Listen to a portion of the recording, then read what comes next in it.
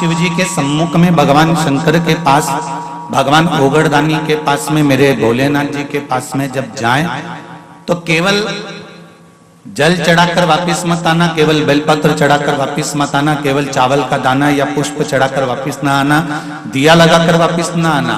आते आते बाबा भोलेनाथ जी से ये भी पूछ कर आना, बाबा आप मंदिर में बैठे रहते हो, बहुत दिन हो गए आपको बैठे बैठे, चलो आज मैं आपको मेरे साथ लेकर चलती हूँ और मेरे घर तक लेकर चलती हूँ। भले शिवलिंग मंदिर में रहे पर भगवान की ज्योति उसके साथ जरूर जाती है।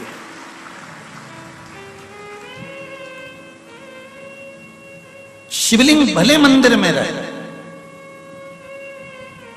हम क्यों कहते हैं कि 12 ज्योतिर्लिंग?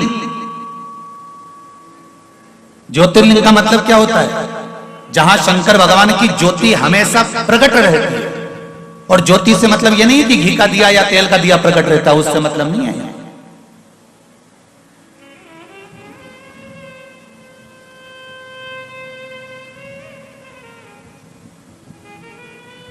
हम ज्योतिर्लिंग का मतलब क्या समझे?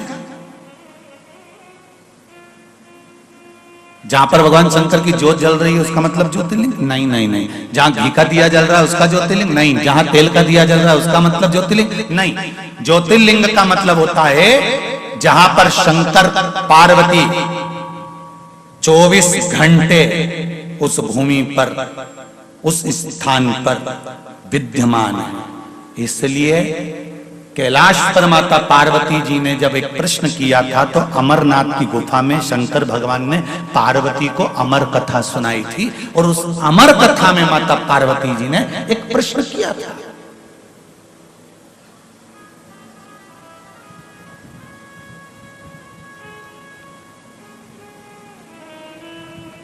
उस अमरनाथ की गुफा में माता पार्वती जी ने एक प्रश्न किया था, आप जिस स्थान पर विराजमान होते हो उस स्थान से आप कितनी देर के लिए ओझल होते हो, कितनी देर के लिए जाते हो? बहुत ध्यान से सुनना रे भाई।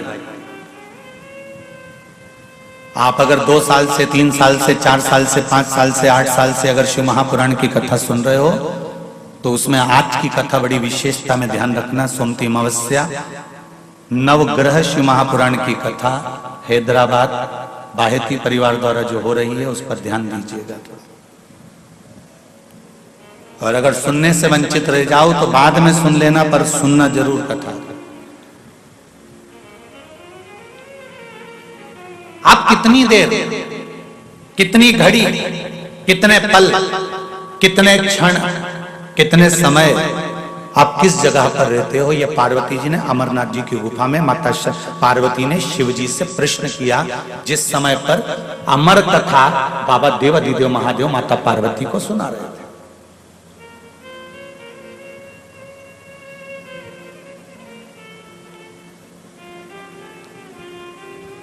शिव जी कहते हैं पार्वती, जब सोमवार का दिन होता है, चंद्र का दिन होता है, जिस दिन मैंने चंद्र की काया को ठीक करा था, 12 ज्योतिर्लिंग में सबसे पहला ज्योतिर्लिंग, बोलो जम के, जम के बोलो जरा, सोमनाथ।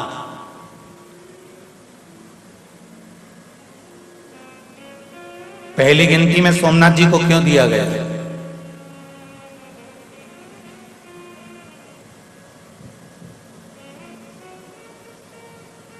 प्रथम गिनती काशी तो अजर और अमर है। काशी के शिवलिंग का निर्माण तो ना जाने कितने सतयुग, ना जाने कितने त्रेता, ना जाने कितने द्वापर, ना जाने कितने कलयुग निकल चुके हैं, तब भी काशी में शिवलिंग था। शंकर काशी में थे और शंकर काशी में हैं और शंकर काशी में रहे। ना जाने कितने सतयुग, कितने त्रेता, कितने द्वापर और कितने कलयुग निकल गए, काशी में शिव है, था और रहेगा, ये निश्चित है।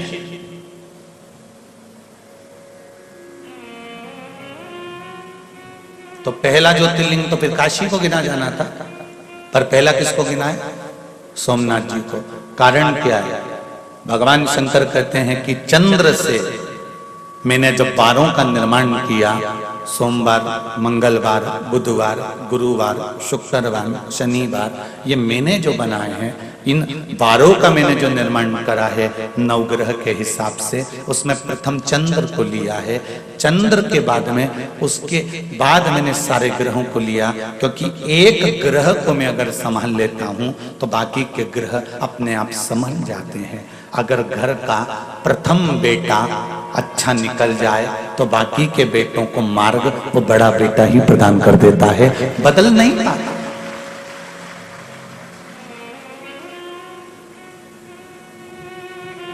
घर की एक बेटी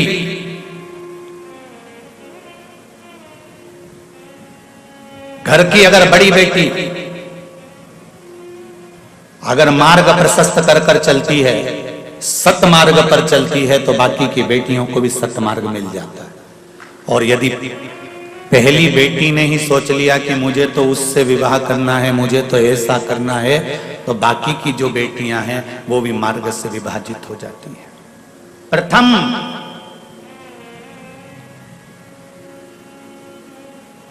थोड़ा सा बुरा जरूर लगेगा हैदराबाद वालों,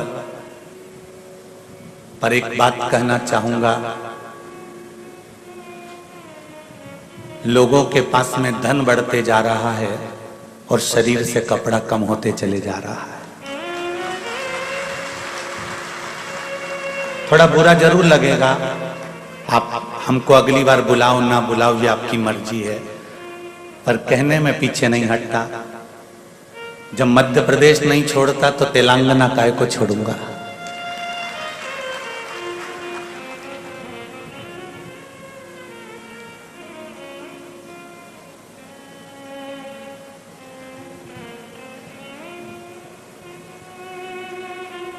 जब शरीर पर घाव हो जाता है ना, तो डॉक्टर क्या करता है? उस घाव को खुला छोड़ देता है क्या? जम के तो बोलो नहीं। क्या लपेटता है? पट्टी। पट्टी घाव को ठीक करने का काम करती है क्या? नहीं। पट्टी घाव पर मक्खी ना बैठे, मक्खी ना भिन भिनाए, इसलिए बांधी जाती है।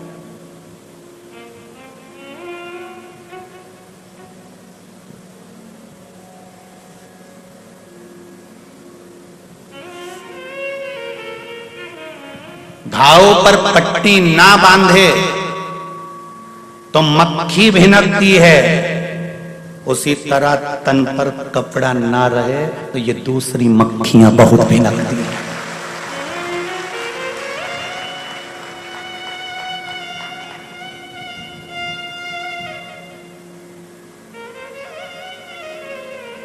फिर प्रशासन को दोष मत देना और पुलिस को दोष मत देना। बचपन से सिखाया जा रहा है, स्कूल में भी फर्स्ट एड बॉक्स रखकर सिखाया जाता है, मेडिकल बॉक्स रखकर सिखाया जाता है, छोटे छोटे बच्चों को सिखाया जाता है कि लग जाए घाव तो पट्टी बांधना, पट्टी से शरीर अच्छा नहीं होगा पर मक्खी भिन भिनाना बंद कर देगी। उसी तरह तन अगर ढककर रखोगे तो ये बाकी की मक्खियां भिन भिनाना बंद कर देगी, ये निश्चित है, इसकी निश्चितता है। धन बढ़ा है पर तन पे से कुछ घटा भी है।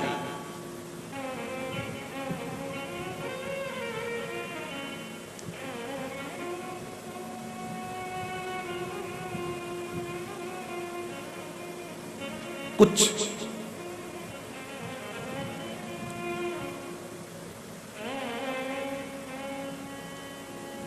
लोग कहते हैं प्रशासन ध्यान नहीं देता, पुलिस ध्यान नहीं देती। गलती किसकी है? बोलो तो। ये मक्खियां झूम क्यों रही हैं? घाव खुला है, घाव खुला है इसलिए मक्खियां झूम रही हैं। एक बात पहले कही थी, आपको ध्यान में होगी। शिव महापुराण की कथा सीहोर कुबेरेश्वर धाम से जड़ वृक्ष शिव महापुराण की कथा कही थी। अगर आप लोगों ने सुनी होगी तो स्मरण में होगा। तुलसी का पौधा लाओ और पौधे को ऐसे ही खुला छोड़ दो, उसमें मिट्टी मत डालो, तुलसी का पौधा पनपेगा? जम के तो बोलो नहीं। बेलपत्री के पौधे को लाओ, उसकी जड़ पर मिट्टी मत डालो, बेलपत्री का पौधा पनपेगा? बोलते जाओ जरा जल्दी नहीं। पीपल का पौधा लाओ, उसकी जड़ पर मिट्टी मत डालो, क्या पीपल का पौधा पनपेगा? नहीं। गुलाब के पौधे को भी लाओगे तो उसकी जड़ को मिट्टी से दबाना पड़ेगा। पीपल का पौधा लाओगे तो उसकी जड़ को मिट्टी से दबाना पड़ेगा। बेलपत्री का पौधा लाओगे तो उसकी जड़ को मिट्टी से दबाना पड़ेगा। जब जड़ मिट्टी से ढकी हुई रहती है तो वो वृक्ष पनपता रहता है। उसी तरह मनुष्य की भी जड़ है नाभि, जब तक ये कपड़े से ढकी रहती है तो मनुष्य भी बढ़ता रहता है। पर आजकल फैशन है साहब, कपड़े ऐसे होना चाहिए कि जड़ भी दिखना चाहिए, नाभि नजर आना चाहिए। पर सनातन धर्म कहता है, मेरा सनातन धर्म वर्णन करता है कि पौधे की जड़ ढकी होती है तो पौधा तरक्की करता है। और जिस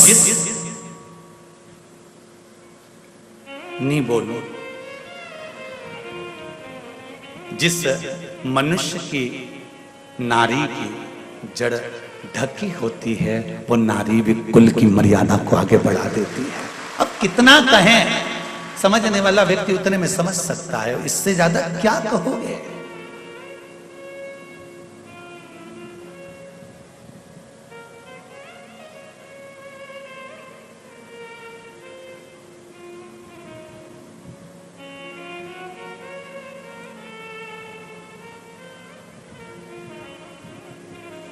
हिंदुस्तान की पहचान किन दो चीजों से करी जाती है? चलो बोलो जल्दी उत्तर दो। बहुत विद्वान लोग बैठे हैं हैदराबाद की कथा में, जरा बोल लो जल्दी से।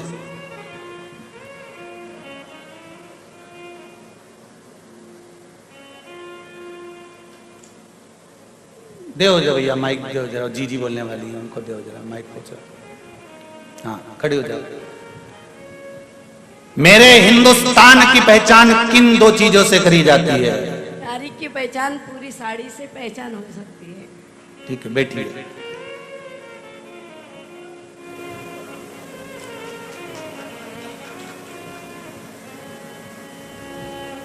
इधर दो माइक को, जी बोलने वाली। हाँ खड़े हो जाओ खड़े जल्दी। देव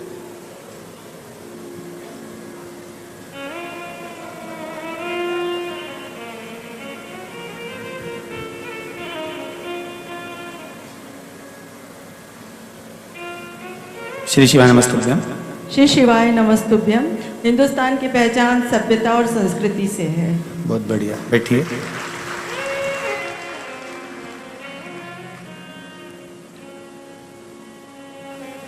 हिंदुस्तान की पहचान किन दो चीजों से करी जाती है? जिह्वा पर हिंदी और माथे पर बिंदी से करी जाती है।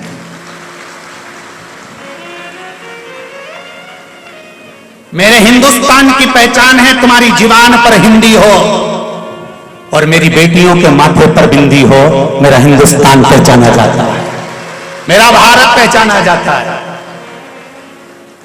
उसकी पहचान का सबसे बड़ा तत्व है और आज दोनों चीजों को मिटाया जा रहा है। हिंदुस्तान के लोग हिंदी को मिटाने के लिए लगे हुए हैं और मेरे हिंदुस्तान की बेटियां माथे पर बिंदी मिटाने को लगी हुई हैं। मेरा निवेदन है अगर बन सके तो दोनों को बरकरार रखना, जीवान पर हिंदी रखना और सिर पर बिंदी रखना। मेरा हिंदुस्तान पहचाना जाएगा। शर्म नहीं आना चाहिए। वो विदेश से आई हुई इस्कॉन मंदिर की बेटियां लंबा तिलक लगाती हैं, तन पर साड़ी पहनकर हरे राम राम राम हरे हरे गाती हैं, हरे कृष्णा कृष्णा कृष्णा हरे हरे गाती हैं। और ब्रज की गलियों में हो, चाहे बेंगलोर की गलियां हो, चाहे हैदराबाद की गलियां हो, उनको कोई शर्म नहीं आती और साड़ी पहनकर माला लेकर घूमकर तिलक लगाकर निकलती हैं। और मेरे यहाँ कहा जाता है हिंदुस्तान की पहचान जीवान पर हिंदी हो और माथे पर बिंदी हो। जब मस्तक पर बिंदी आप भी लगाओगे तो मुझे गर्व होगा कि मेरे हिंदुस्तान की यह पहचान है। पर बेटियां भूल गए, बेटी भूल गई।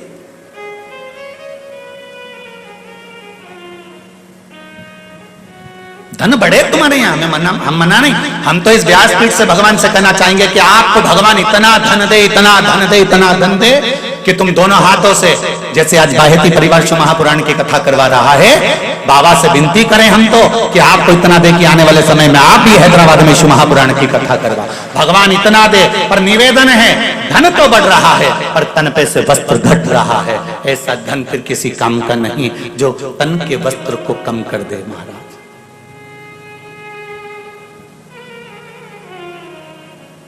प्रथम नवग्रह शिव महापुराण की कथा चल रही है, थोड़ा ध्यान लगाकर सुनिएगा। और अगर आपको जिंदगी में अच्छा लगे तो इस हिंदुस्तान की दो पहचान को अगर अच्छा लगे तो टीवी के माध्यम से काट कर व्हाट्सएप पर, इंस्टाग्राम पर जरूर सबको भेज देना कि मेरे हिंदुस्तान की दो पहचान है। एक जीवान पर हिंदी और जम के बोलो माथे पर बिंदी, ये मेरे हिंदुस्तान की पहचान है।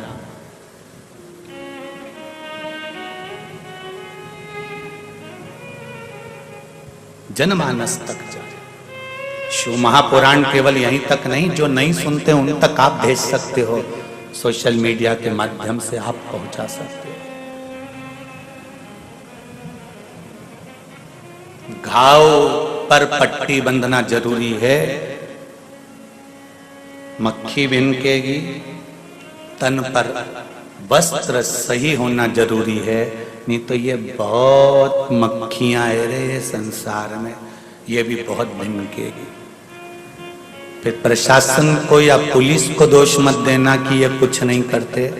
वो तो कहते हैं कि पट्टी बांध के रखो ना घाव पर, तन पर अच्छे कपड़े पहन कर रखो। किसी की सामर्थ्यता है कि भिनक जाए। झांसी की रानी भी तो थी, मां अहिल्याबाई भी तो थी, मां मुक्ताबाई भी तो थी, कर्माबाई भी तो थी, मीराबाई भी तो थी। खूब जियो, खूब अलमस्त आनंद में आप। हम ये नहीं कहते कि आप आज के युग में मत जियो, बहुत बहुत जियो आज के युग में, पर अपनी संस्कृति और अपनी सभ्यता से पीछे मत हटो। अपनी सभ्यता और अपनी संस्कृति से हमको पीछे नहीं हटना।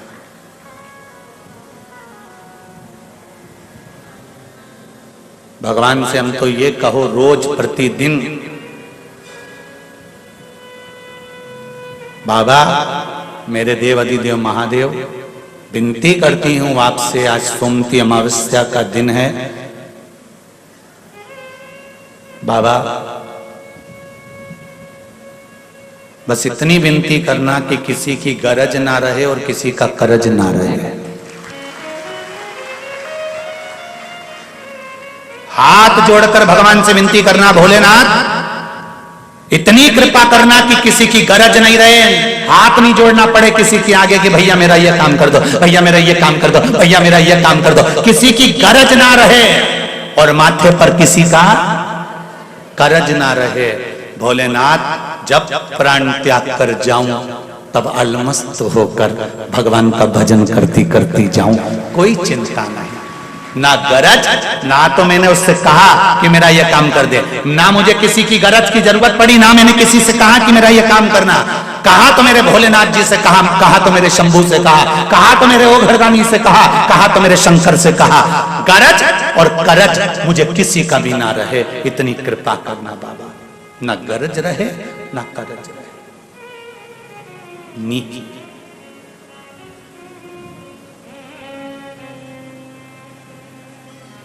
कितना भी धन जोड़ लो रे बाबा और कितना भी पैसा इकट्ठा कर लो, अंतिम समय में राम नाम सत्य ही चिल्लाएंगे, जो लेकर जाएंगे वो ये नहीं चिल्लाएंगे करोड़पति मरा है तो जम के चिल्लाओ हाय धन हाय धन हाय धन हाय धन, ऐसे चिल्लाता है कोई?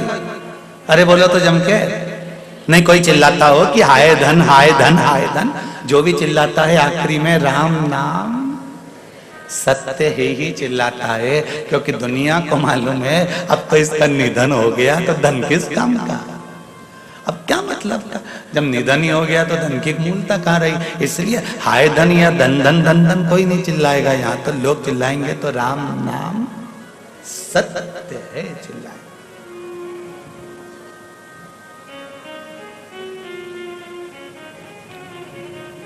गिरा दिया।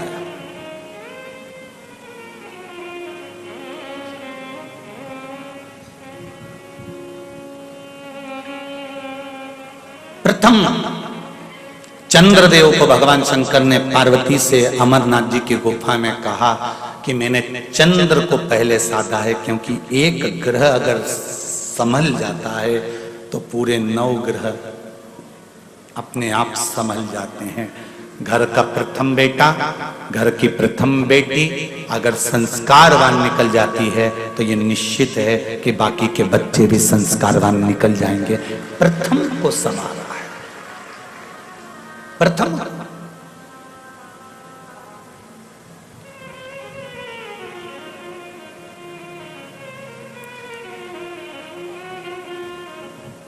और वो प्रथम का संवरना बहुत जरूरी है, वो प्रथम का संवार लेना बहुत जरूरी है।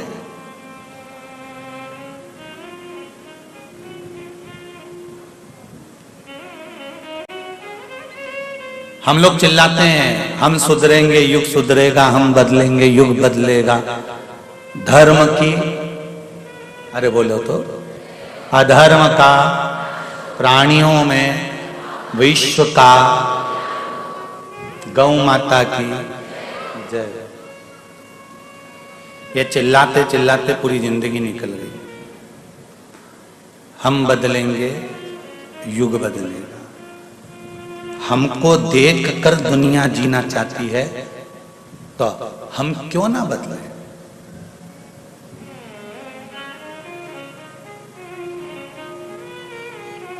आप किसी को कहें ना कहें कि आप जाओ और एक लोटा पानी चढ़ाओ, आप घर से एक लोटा पानी लेकर निकलकर मंदिर जाना चालू करेंगे, आपको देखकर दुनिया के नहीं, परिवार के नहीं तो मोहल्ले की कई माताएं आपके एक लोटे को देखकर वो भी चालू कर देगी। ये निश्चित है, ये निश्चितता है। एक पत्र आया है, देखिए बड़ा सुंदर है।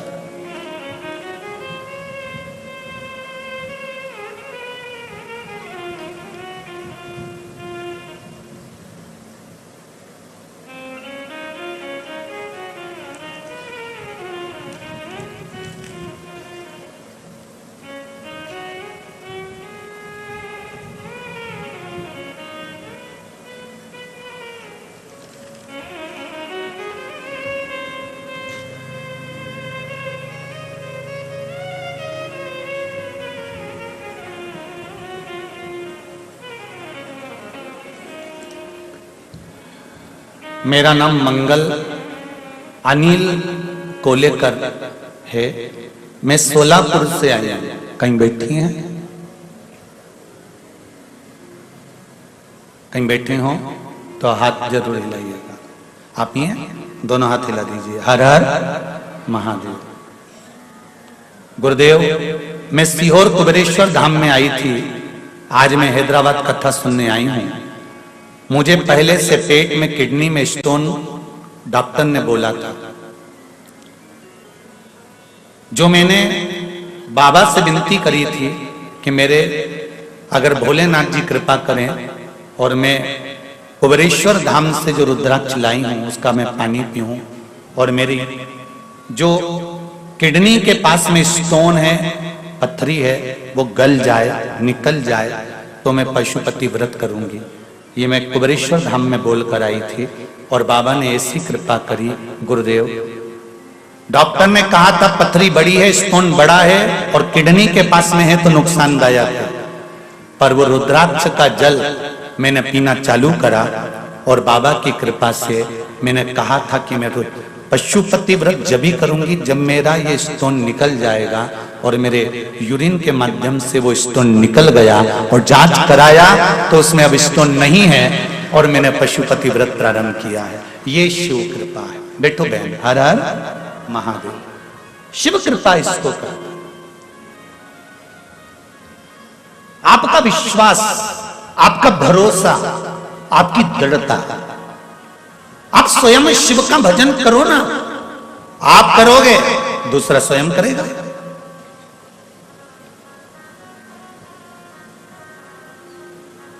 एक पत्र और है, देखिए।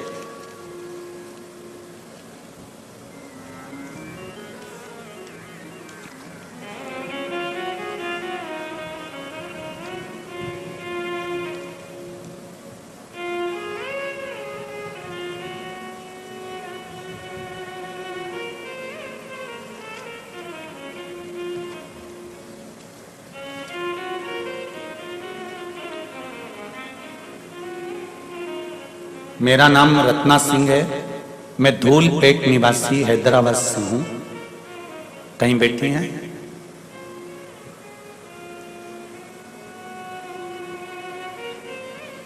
रत्ना सिंह, धूलपेट निवासी। मुझे 2 बेटे हैं और मुझे हमेशा से एक बेटी की इच्छा थी। मैंने आपकी कथा में आंकड़े की जड़ का उपाय सुना था। मेरी मासी को कोई संतान नहीं थी, तो मैंने उन्हें भी ले जाकर यह उपाय किया और मैंने अपने लिए भी पुत्री के लिए, लड़की के लिए मनोकामना की। उपाय के 2 महीने बाद ही मेरी मासी गर्भवती हो गई और मुझे भी 7 साल बाद बहुत ही प्यारी बेटी हुई है, जिसका नाम मैंने शिवान्या रखा है। उसका फोटो भी मैं लगाकर भेज रही हूं, फोटो भी लगाकर भेज रही हूं। गुरुदेव, मेरी प्रेगनेंसी में बहुत ही प्रॉब्लम थी। शायद मैं और मेरी बेटी नहीं बचते, लेकिन भोलेनाथ की कृपा से हम पर बनी रही और आज मैं और मेरी बेटी दोनों ही सही सलामत हैं। मैंने अपनी प्रेगनेंसी में भगवान शंकर की आराधना करी, इसलिए मेरी बेटी के जंघा पर नंदी का एक लांछन बना हुआ आया है, जो मेरी बेटी की जंघा पर बना है। फोटो में दिया है उसने, आप देख सकते हैं। ये नीचे वाला जो फोटो है, इसमें जंघा पर जो नंदी का लांछन बना हुआ है। शिव आराधना का फल किसको कहते हैं? ये शिव है। एक पत्र और आया है जिसमें फोटो लगाया गया है बच्चे का। मैं रत्नमाला नरहरी कोटलवार नांदेड़ महाराष्ट्र से तहसील लोहा गुरुजी को कोटि कोटि प्रणाम। फरवरी में सीहोर आई थी, तब मेरी बहू प्रेग्नेंट थी। मुझे पहली 2 नातिन, 2 बेटियां थी, पोती थी। अब मुझे पोता होना था, तो मैंने बाबा से विनती कर बाबा से निवेदन करा था और बाबा की कृपा से बैसाख पूर्णिमा सोमवार को सुबह 8:52 पर मेरे यहाँ पर मेरे पोती 2 थी, अब पोता मेरे बाबा ने मुझको दिया है। ये शिव की कृपा से प्राप्त हुआ, शंकर की कृपा। एक पत्र और बड़ा सुंदर है, देखिए।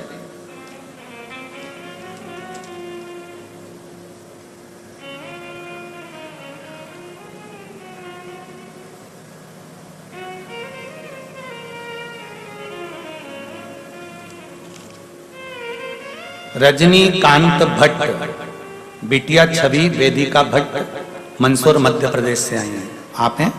श्री शिवाय नमस्तुभ्यम।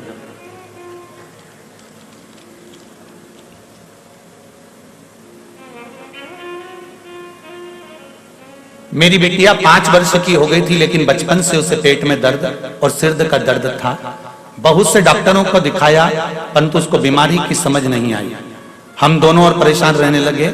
जहां भी जाना होता बहुत ही दवाइयां साथ में लेकर जाने लगे, फिर भी कोई स्थायी हल नहीं हो पाया।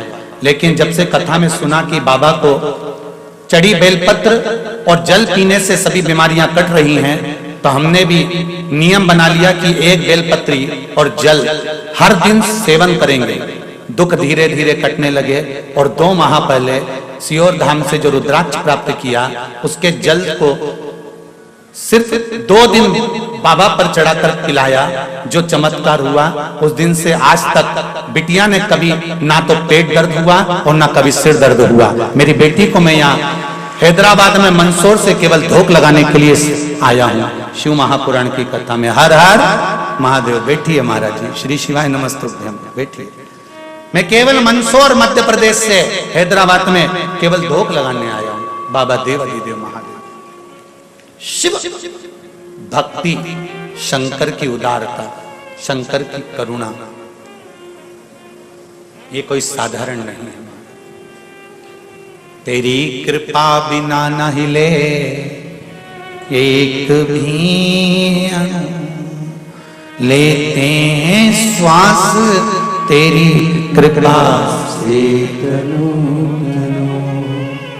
हे गंगाधार मुक्ति द्वार ओंकार तू, आयो शरण तिहारी शंभु तार तार। शिव की आराधना से जो सुख मिलता है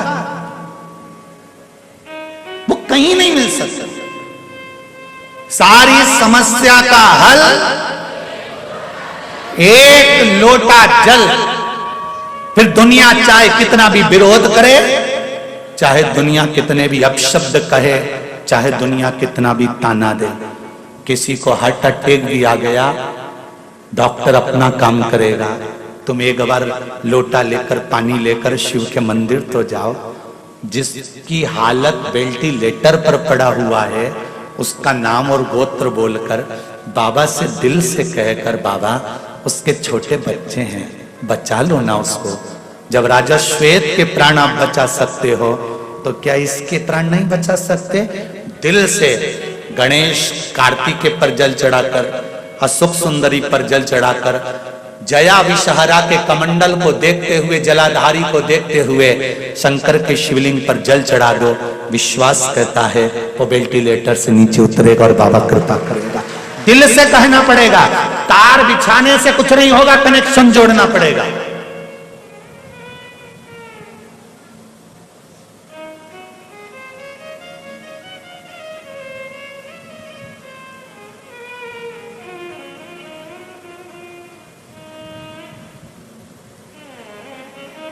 कनेक्शन जोड़कर चलना पड़ेगा।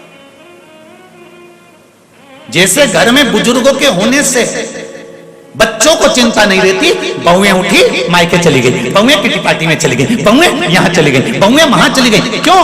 जब तक घर में बूढ़ी माँ है, जब तक घर में बुजुर्ग हैं, तुम तुरंत उठ कर चले जाओगे।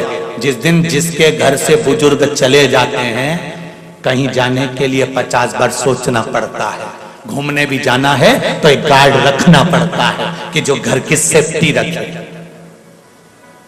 वो तो फ्री फोकट के चौकीदार मिले हैं तुमको।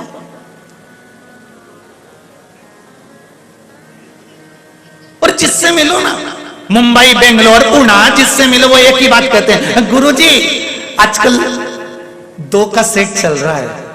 हमने कहा 2 का सेट कैसे है? बस पति और पत्नी, और ज्यादा हो तो हम 2 हमारे 2। हमने तो कहा भैया देखो, हमारी मम्मी तो जब जब जाती थी ना बाजार में, तो 6 का सेट खरीद के लाती थी। बोलो सही है कि गलत है? यहाँ पर भी बुजुर्ग माताएं बैठी हैं, बूढ़े बूढ़े लोग बैठे हैं। जब भी बुजुर्ग बाजार जाता था तो 6 का सेट खरीद कर लाता था। स्टील की कटोरी 6, थाली का सेट 6, चीनी का सेट 6, गिलास का सेट 6, चद्दर का सेट 6, बंदरवाल का सेट से पैर पोछनी 6, तो घर में भी 6 का सेट होना चाहिए। 2 पति पत्नी, 2 बच्चे और 2 बूढ़े माँ बाप, तब जाकर ये 6 का सेट कंप्लीट होता।